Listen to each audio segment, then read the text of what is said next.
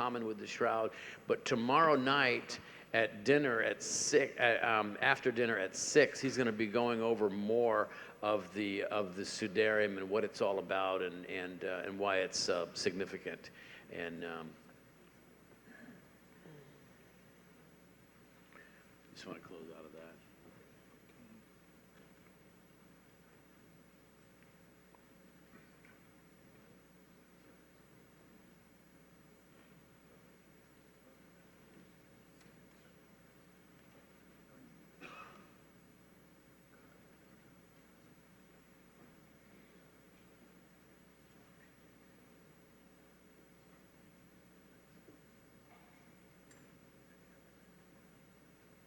Is that it there? Is that your presentation? Yes, yes. There you go. Okay. Can I put the table here? Yep.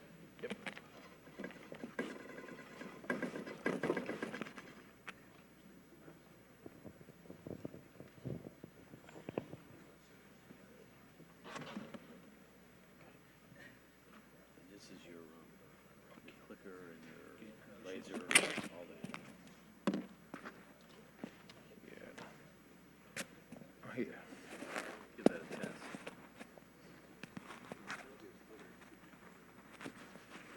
Okay. That works.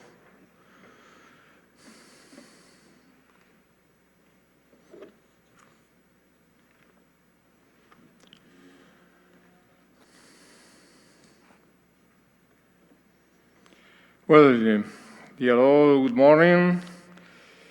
Even the title of the presentation is Pollen on the Shroud of Turin and the Sudario of Oviedo. I will start with an overall description of the Sudarium and its coincidence with the Shroud of Turin. Because in fact, in this conference, there are also interest for the Sudarium of Oviedo, but I think I am the only person here that had the Sudarium under the camera and can touch it. Then I think we can profit of this, take advantage of this possibility. Well, first of all, a glance to the Sudarium and then the coincidence between Shroud and Turin, Shroud and Sudarium. The Gospel, according to John, includes the unique mention of the Sudarium as a cloth apart from the Shroud. Well, this translation is different from the translation read yesterday. When Simon Peter arrived after him, he went into the tomb and saw the burial cloth there, and the cloth that had covered his head, not with the burial cloth, but rolled up in a separate place. Another translation. Well, this could be the reconstruction of what John saw on the Friday evening. And this can be the reconstruction of what John saw in the Sunday morning.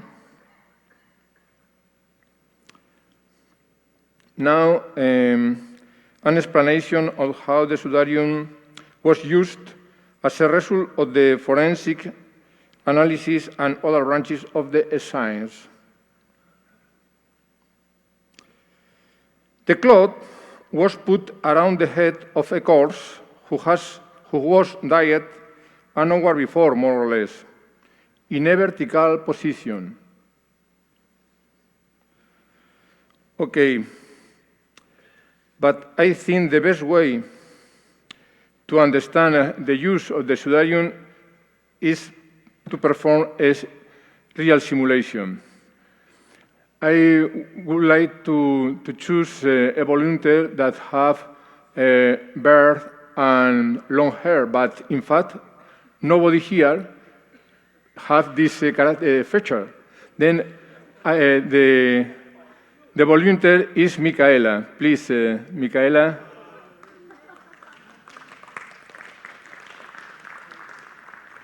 This is a question that in this moment nobody here has no man here has long hair and beard and mustache, but in France in the 14th century this was not neither the fashion. The long hair was not the fashion in 14th century in France. Okay. This is a piece of cloth with the same size of the Sudarium of Oviedo. And when the corpse was in vertical position with the head a little tilted, an edge of the Sudarium was sewn, stitched to the hair to support then on the head of the corpse. Then the rest of the Sudarium pass around the left side of the head, on the left ear, pass front of the face, arrive to the right ear, and go again on the face. Double layer on the face. Why? Why? This is an explanation, a possible explanation. Maybe the witness saw that blood drop from the nose and mouth of the corpse, and in a Jewish culture, this was not allowed to be lost. Then they have to recover this blood and to put it in the tomb. Well, in this arrangement, passed an hour more or less. Then the corpse was put face down on the floor, and in this way passed another hour more or less. Some minutes later, the Sudarium was put all around the head, all around, and with a knot in the top.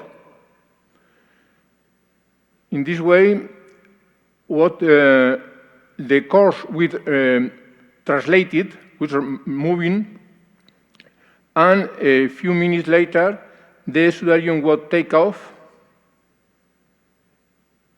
and sprinkled with aloes and stirrers, a substitute of mirror. Thank you very much. I don't have a comb.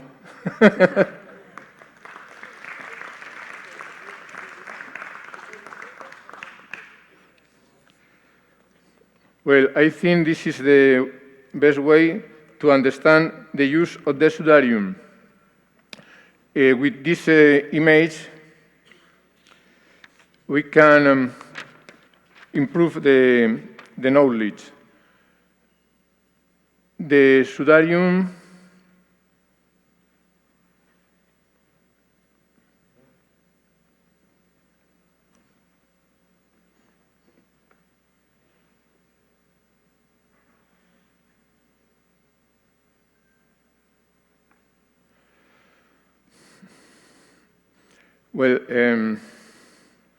this don't work as I will.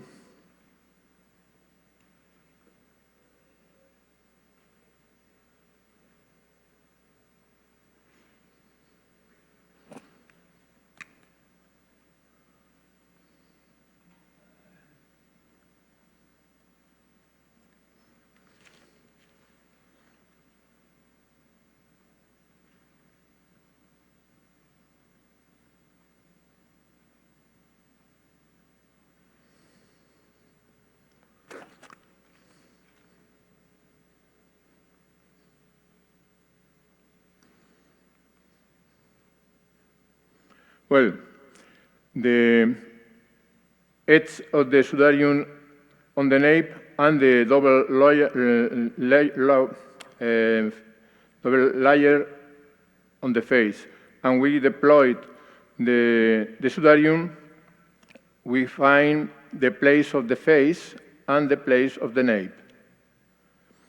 And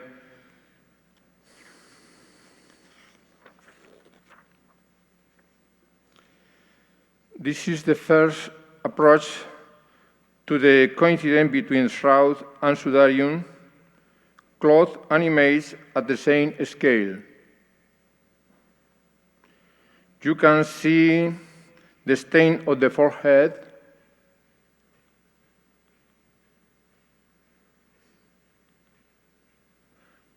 the stain of the nose,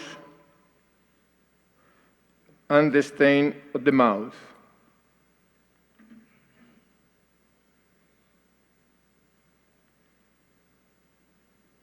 The head, the forehead, the nose, and the mouth.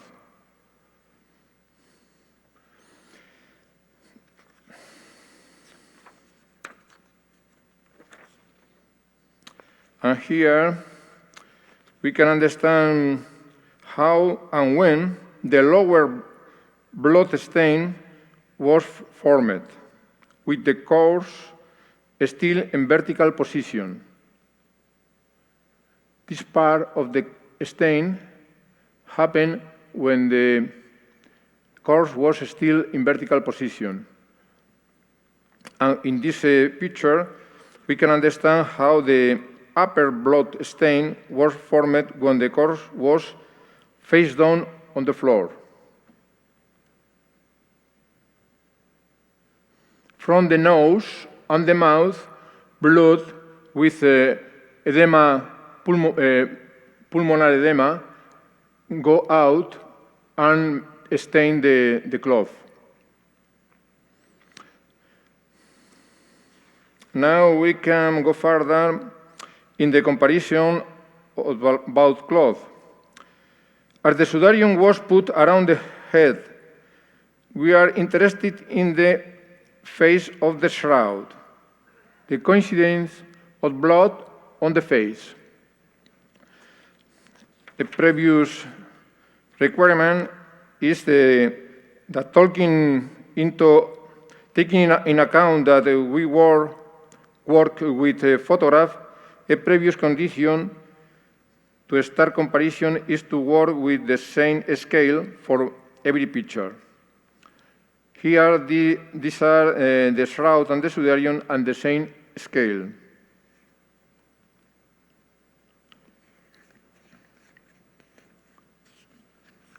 Now, face of the shroud and stain of the sudarium at the same scale allow us to superimpose the contour of the stain over the face. This is the contour of the stain, and we put of the shroud. We can see the matching of the nose, the space between the eyebrows wider because the capillarity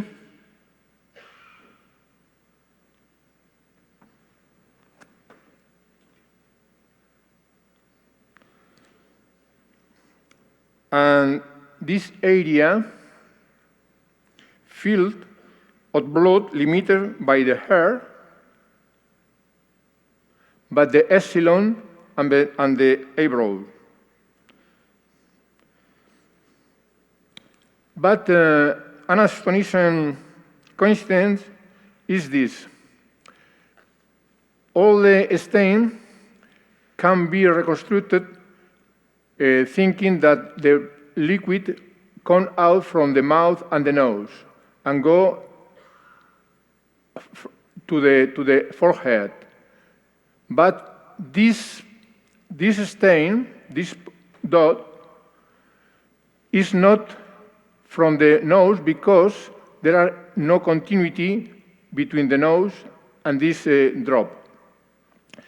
This drop must come directly from the forehead.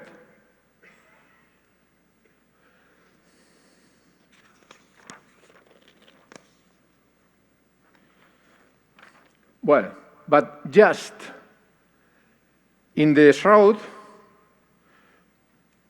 there are a blood or drop that has lost its central part. Blood is missing from the center of this drop in the shroud, and in this place there are a drop of blood in the sudarium. Is the missing blood on the sudarium of Oviedo? More coincident on the face. The X-ray fluorescence on the sudario of Oviedo showed that the maximum concentration of dust is just in the very same place than the same test in the south of Turin. Here, in the sudarium of Oviedo, there are a very high concentration of dust, and with the same method, in the south of Turin in 1978, was found the same high concentration in the same point, close to the tip of the nose. This is a fact. Dust in the nose, and this is not a very usual place in the body to have dust. And this is a possible explanation. Could be that a falling of the man of the shroud. He has dust in the feet and in the nose. Okay, from the known history and the assumed history of the sudarium, we identified two main possible origins of the dust: the rock of the Calvary and the stone of the Cathedral of Oviedo, where the cloth has stayed for more than a millennium. Then we use the same detector, apply it on the sudarium to perform measurement of the sample from the Calvary and on the stone of the Cathedral. The dust of the sudarium is much close to the limestone of the Calvary than to the limestone of the Cathedral. We can estimate that more than 75% of the dust of the sudarium can come from the Calvary. Then south of Turin and Sudario of Oviedo show high content of soil dirt in an unexpected spot close to the tip of the nose, providing other coincidence between both cloths. The dust likely came from the Calvary. Now we pass to the coincidence on the nape. Again, the two cloths at the same scale. We find an astonishing coincidence between the blood stain in both cloths in the nape area.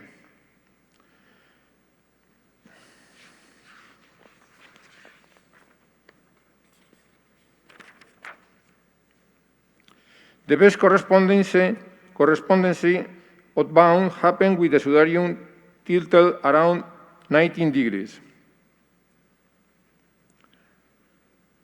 Head of the shroud and stain of the sudarium at the same scale allow us to superimpose again the contour of the stain over the nape. This is the contour of the stain in the sudarium, and this is the superimposed in the south of Turin. And we find the coincidence between the blood stain in both clothes.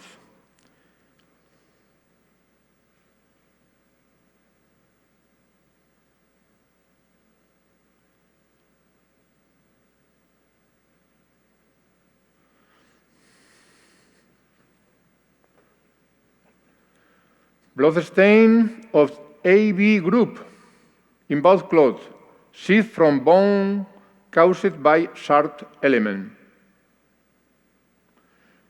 Other new coincidence on the nape, the ponytail. The lock of hair in the back of the neck of the man of the Shroud of Turin has been often attributed to a typical Jewish hairstyle in the time of Christ, but I think it's very unlikely that any hair still remained in its shape after undergoing the torture that we observe daily in the Shroud. We have a much better explanation. After the Passion, Jesus Christ was not still combat. This is our explanation. This image allows us to see the matching of the back of the image of the Shroud of Turin with the blood stain of the Sudarium corresponding to the crown of thorn. The negative facilitates the observation. The edge of the Sudarium falls into the top of the free locked hair.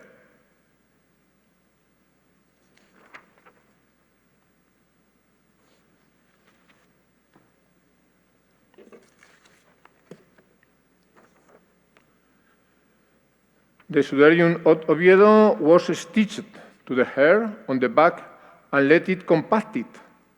The ponytail of the man of the Shroud of Turin has its origin in the use of the Sudarium of Oviedo for himself.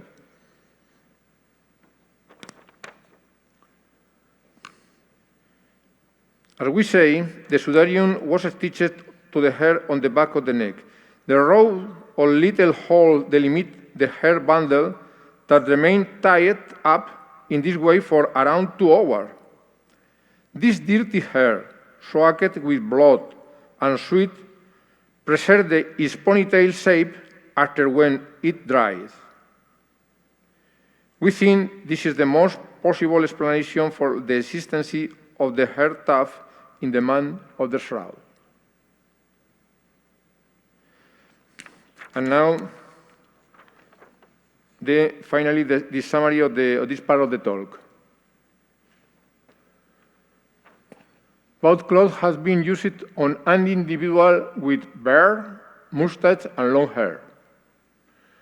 Blood of group AB in both cloth. A chance among 1,000, because AB group is not very often. A complementary blood drop in the forehead. High dust concentration close to the nose. Light blood in the nape of the neck. A main spot flanked by a smaller one at a similar distance. And the presence of the ponytail. Okay, if I have enough time,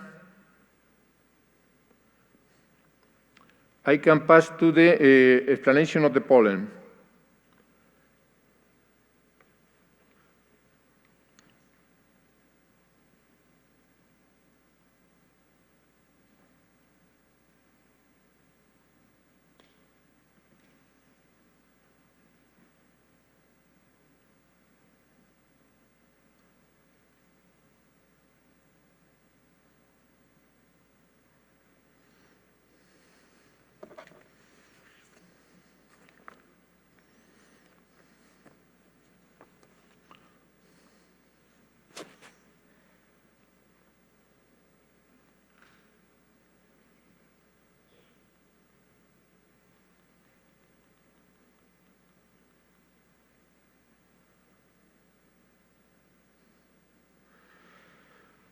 Okay. Pollen on the Shroud and Sudarium of Oviedo, prepared by Marcia Boy. I will comment the presentation written by Marcia. It is a pleasure to share with you our research. Many thanks for your attention, and I want to be grateful with Robert Racker, all the organization of the International Conference on the Shroud of Turin in Pasco.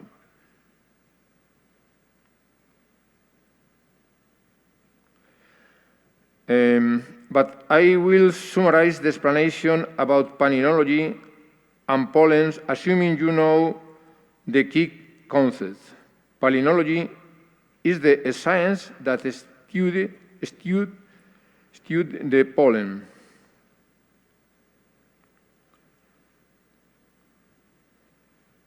A plant with wind polymerization, anemophilus, produce large amount of pollen to meet the inevitable waste due to the randomness of transport.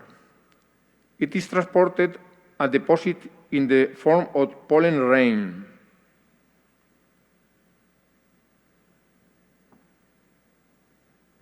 But the entomophilus pollen, which employ insect, produce a small amount and the transport process is more accurate.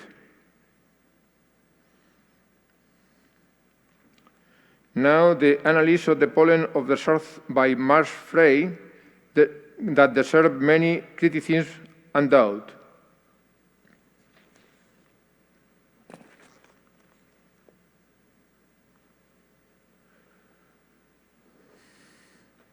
Frey was not a specialist in palynology. In the 17th, palynology was in its infancy.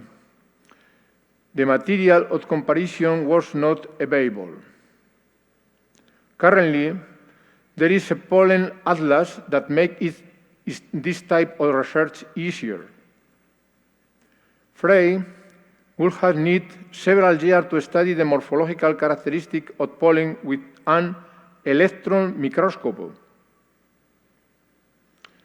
The method of sample collection with an adhesive tape is aggressive to the fiber of the linen, which at the same time make it difficult to identify the specific pollen. Frey published the least possible number of images of original Shroud pollen.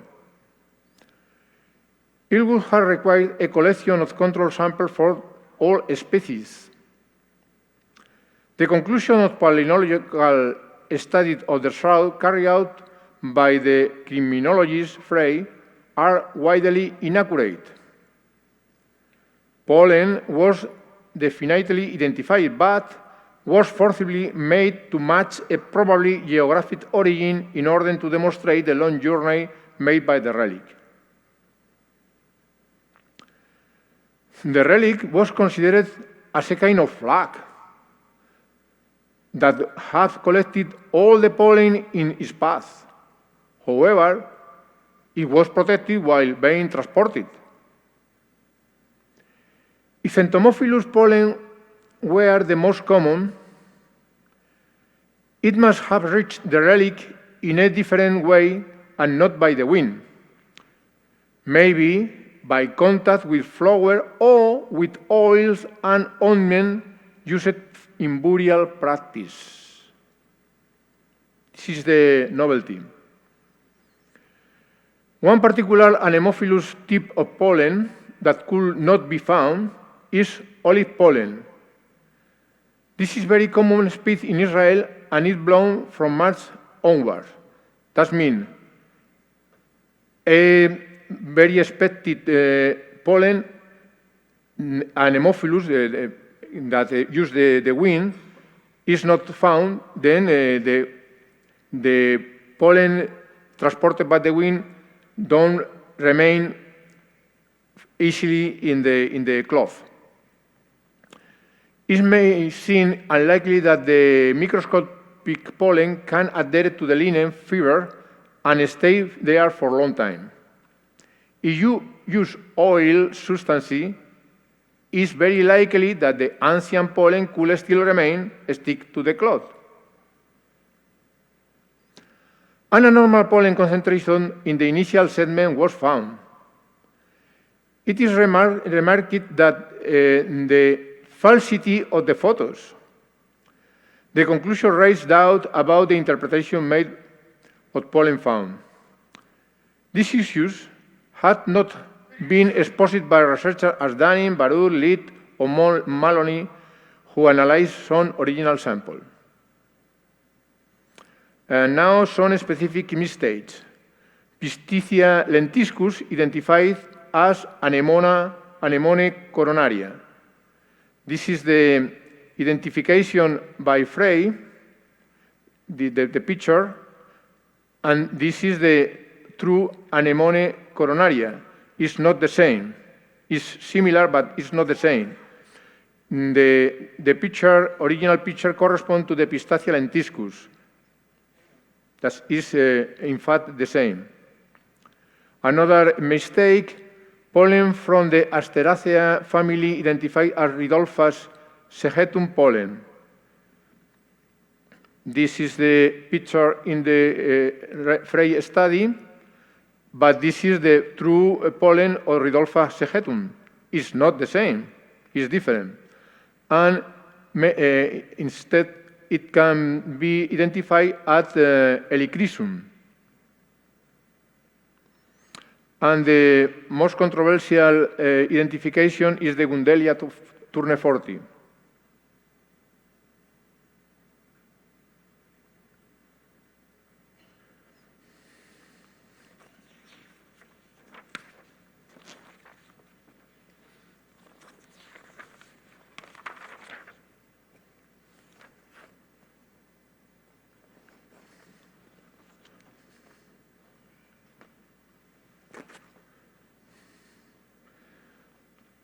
Litt, after observing some sample, and Brian, who looked at the image published, has found that the most abundant type of pollen does not belong necessarily to the species identified by Frey and Ordanin and Baruch as Gundelia tourneforti, but to a kind from the Asteraceae family.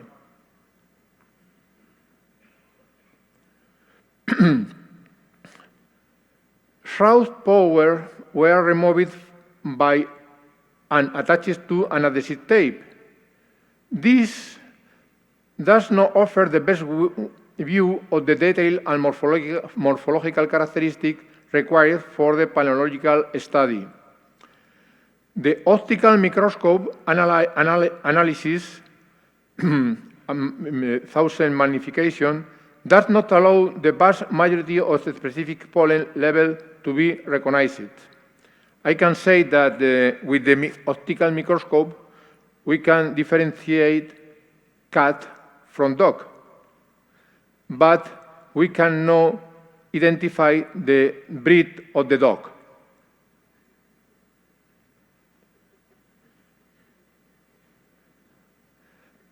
This is the optical microscopic optical picture. When electron microscope high magnification is used, the distinctive features are more evident. Electron microscope, optical microscope, new paper that study the Gundelia show optical and electron microscope picture. This is the original in the Shroud, and this is the Helichrysum with when we use the same method for taking samples. Then it can be compatible that the pollen found in the Shroud can be Helichrysum. The Gundelia tourneforti in the electron microscope show a clear difference with the Helichrysum. And this is the paper of the Frey. The sample material collected by Frey was sold illegally to the acid in the USA, making it practically inaccessible. To continue the study, we need to have original material.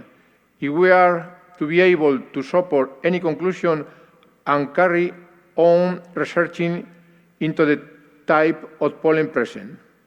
A new pollen collection is necessary. with an in-depth analysis with electron microscope to confirm the true plant species. And this is the first international and scientific paper of Marcia Boy that were published in April this year in the journal Archaeometry. The title was Pollen of the Shroud of Turin, the probable trace left in anointing and embalming. In this paper, Marcia Boy traced the possible fact that there is a misidentification and interpretation of pollen found in the shroud. The conclusion, I want not to read it, but I remark that there is no clarification of why the entomophilus pollen by insect type is the most abundant and how it could have reached the relic. If I have time, I think it can, but it's 2 minutes, 2 minutes. I think it's better 2 minutes. The Sudarium of Oviedo. Because we took a sample of the relic and we can study it with optical and electron microscope. And in the 19th, the Spanish Center of Syndronology took vacuumed powder from the Sudario and now it analyzes it with electron microscopy. Surprisingly, in the analysis of blood stain, the researcher Sanchez Hermosilla discovered an entomophilus pollen type of Asteraceae attached and embedded in the blood. It must be present there since the very first moment when the blood came in contact with the fiber of the flash. The Sudarium pollen has been compared with the referential Helichrysum, and there is a great similarity of the type. It is possibly identified as Helichrysum. This pollen would have been present in oils and ointment because the oil of Helichrysum is only produced by pressing of fresh flowers.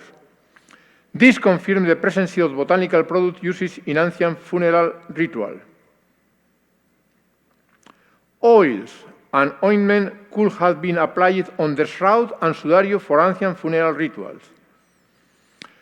Current research that is performed with powder of the sudario can be applied also to the Shroud of Turin. This unification of methods of the study could discover possible relationship, counter other evidence, and find relevant link to historical fact as well as to ancient custom. Proceed to the collection of new samples by means of non-invasive methods that do not compromise the state of the fiber, as such as controlled aspiration, and this is all.